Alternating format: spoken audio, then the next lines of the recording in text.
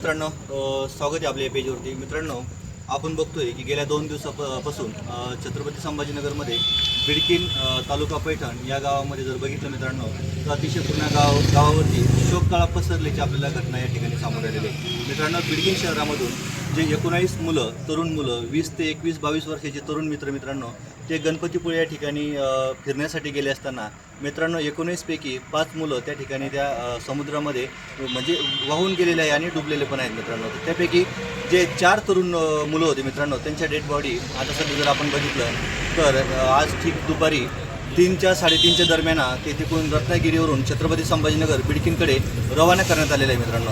आता जवळजवळ 11:30 वाजत आलेले आहे मित्रांनो आणि आज आपण आहोत बिडकीनमध्ये आणि बिडकीनमधून आपल्याकडे आनंद नरवडेचा सगळा हा मित्रपरिवार मित्रांनो आपल्यासोबत आहे।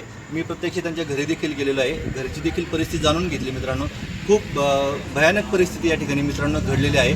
आपण मित्रांकडे जाऊयात आणि जाणून घेऊयात की मित्रांनो एकंदरीत आनंदचा एकंदरीत स्वभाव कसा होता आणि तो मित्रांशी त्यांनी कधी चर्चा केली होती ते आपण थोडक्यात मित्रांनो जाणून घेण्याचा प्रयत्न करूया। मित्रांनो तो एकुलते एक त्याच्या आईवडिलांना एकुलते एकच मुलगा होता, 2 बहिणी होत्या, आई आहे घरी। खूप मोठं असं डोंगर मित्रांनो त्याच्यावरती घरावरती कोसळलेलं आहे। सर्व मित्रपरिवार आपल्यासोबत आहे। तर नाव काय तुमचं पूर्ण? थोडंसं जवळ आहे तुमचं? हां, मंगेश रामनाथ जगदाळे। कधीपासून ओळखता तुम्ही आपल्या आनंदला? खूप लहानपासून सगळं बालपण त्याचं या ठिकाणी या मित्रांमध्येच गेलेलं आहे। तर एकंदरीत त्याचा स्वभाव कसा होता तुम्हाला? शांत, हां, सुशिक्षित होता। मी ऐकलंय तो पोलीस भरतीची अकॅडमीमध्ये पण होता मित्रांनो, तो भरतीची सुद्धा तो तयारी करायचा। त्याचं 20-22 वर्षाचं वय होतं आणि एकंदरीत तुम्हाला सर्व मित्रांनो तो कधी भेटला या 2 दिवसामध्ये? आता तो मी ऐकलं बुधवारी तो इथून गेलाय वाटतं फिरायला, तर कधी भेटला? शेवटची भेट तुमची कधी झाली त्याच्यासोबत? 19 तारखेला। काय चर्चा झाली तुमच्या? फिरायला जायचं। तर 19 मुलं ते आपल्याजवळ गावातलेच होते सगळे। तर काय एकंदरीत काय बोलला तुम्हाला? फिरायला जायचं म्हणून फिरायला जायचं म्हणून आणि बाकी सगळीकडे फिरून ते आले होते आणि शेवटचा स्टॉप जो होता गणपती तिथून आता घराकडेच तो परतीचा प्रवास त्याचा निघाला होता।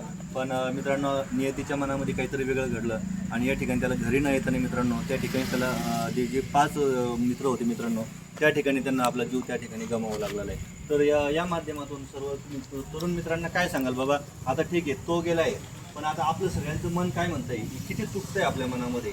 तर याच्या माध्यमातून तरुण पोरांना आपण जर पोरं जातोच बाहेर फिरायला तर आपल्याला कुठलंही म्हणजे ह्या सरात नाही, आपण हव्याचं पोटी एकदम पाण्यामध्ये जाऊन खूप वेगळं, पण ते मरणारा मरतो पण त्याच्या पाठीमागचा जो राहणारा मित्रपरिवार असेल, त्याचे आई वडील असेल, त्यांच्यावर काय बीतते? आता तुम्ही आहे पण तुम्हाला एकंदरीत काय वाटतं त्याच्या संदर्भामध्ये?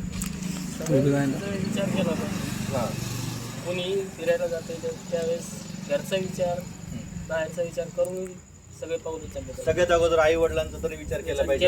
आता मित्रांनो फॅमिलीचा मी त्यांच्या घरी गेलो, आईची परिस्थिती फार बिकट आहे मित्रांनो। आईला अजून पूर्णतः माहिती देखील नाही की घटना काय घडलेली आहे। फक्त त्यांना सांगितलेलं गेलं की तो घरी येतोय, सगळे पाहुणे रोळे जमा झाले। त्या वेळेने आईची परिस्थिती सुद्धा म्हणजे खूप हे झालेली आहे। तर तुम्ही काय सांगाल? मित्र होता तो, हां, आता सोडून गेला। तर क्लासमेट होते की तुम्ही? क्लासमेट कधी म्हणजे आता 12वी पूर्ण झाली होती तुम्ही? 12 पण अकॅडमीपर्यंत केली होती। आता भरती चालू आहे। अकॅडमी कुठे जाईल? बिडकीनमध्ये बिडकीनमध्ये जॉईन झाली होती। अच्छा, तर एकंदरीत त्याचा अभ्यास वगैरे व्यवस्थित होता? तर मित्रांनो हा होता बिडकीनमधून आपण प्रत्यक्ष हा ग्राउंड रिपोर्ट या ठिकाणावरून दिलेला आहे। मित्रांनो आपण जर बघितलं तर उद्या आहे 22 जून 2026 आणि आज सगळ्यांच्या सोशल मीडियावरती जर मित्रांनो आपण बघितलं तर उद्या बिडकीन बंदची देखील हाक दिलेली आहे। पूर्ण काय सांगाल त्या संदर्भात? बिडकीन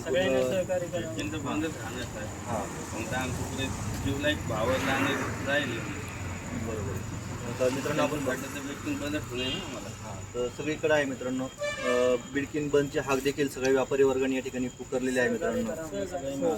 या माध्यमातून मित्रांनो सगळ्याला विनंती राहील की सगळ्यांनी सहकार्य करा, कारण की त्या आता जवळजवळ 11:30 वाजलेले, त्यांची जवळजवळ 3-3:30 दरम्याला दुपारी त्या ठिकाणी त्यांची ती ॲम्ब्युलन्स निघालेली आहे आणि त्यांना 550 किलोमीटरचा प्रवास त्यांना करायचा आहे।